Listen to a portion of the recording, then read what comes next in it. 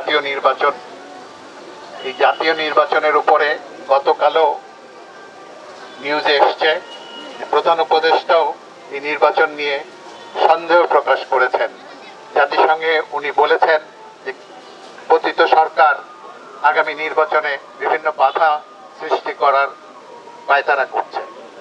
কাজেই আমাদের এখানে এখন আমাদের ঐক্যবদ্ধভাবে সজাগ থাকতে হবে যাতে এই নির্বাচনটা সময় মতো হতে পারে। যারা কিছু দল যারা এখন নির্বাচনেও আছে আবার ওদিকে আন্দোলনেরও কথা বলে, তারা অ্যাকচুয়ালি নির্বাচন চায় না আন্দোলন চায় এটা পরিষ্কার না। এবং কাজেই আমাদের যদি আমরা সচেতন না থাকি, আমরা যদি ঐক্যবদ্ধ না থাকি, তাহলে আমরা যে 17 বছরের যে কঠিন সময় পার করেছি এটার বিফলে চলে যাবে। দেশে অন্য ধরনের কোনো কিছু এসে গেলে আমরা কিন্তু আবার সেই দৌড়ের উপরেই থাকতে হবে আমাদের। কাজে আমাদের এখন সময় সমষ্টিগতভাবে সবাইকে এক কাতারে চলে আসা।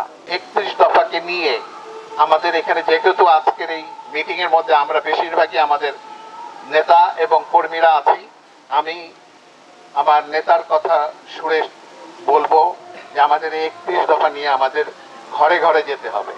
আমাদের ঘরে ঘরে গিয়ে আমাদের মা বোনদের এবং জনগণকে বোঝাতে হবে এই 31 দফার শাসন ব্যবস্থা এই দেশে ফেরত আসলে, এই দেশে আমরা যদি 31 দফার শাসন ব্যবস্থা যদি আমরা ইমপ্লিমেন্ট করতে পারি তাহলে এই দেশের অবস্থা আবার ফিরবে।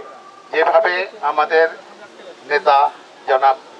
নেতা প্রয়াত নেতা শহীদ প্রেসিডেন্ট জিয়াউর রহমান সাহেবের সময় উন্নতির ধারা শুরু হয়েছিল, সেই ধারাবাহিকতায় দেশনেত্রী এবং খালেদা জিয়া বজায় রেখেছিলেন, কিন্তু এতদিন পরে সেটা আর সেই জায়গাতে আমরা থাকতে পারছি না।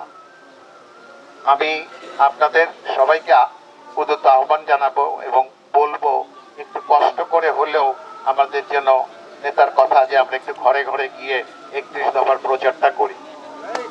যদি এটা আমরা সময় মতো না করি আমাদের সামনের নির্বাচনটা কিন্তু কঠিন হবে।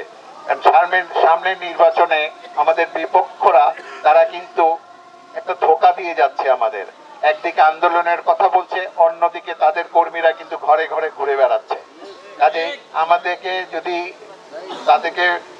তাদের সঙ্গে আমাদের কম্পিটিশন করতে হবে, তাদের সঙ্গে আমাদের লড়তে হয়, তাহলে তাদের মতো আমাদেরকেও ঘরে ঘরে যেতে হবে। আপনারা সবাই আমাকে সেই ব্যাপারে সাহায্য করবেন, আমি আপনাদের পাশে আছি।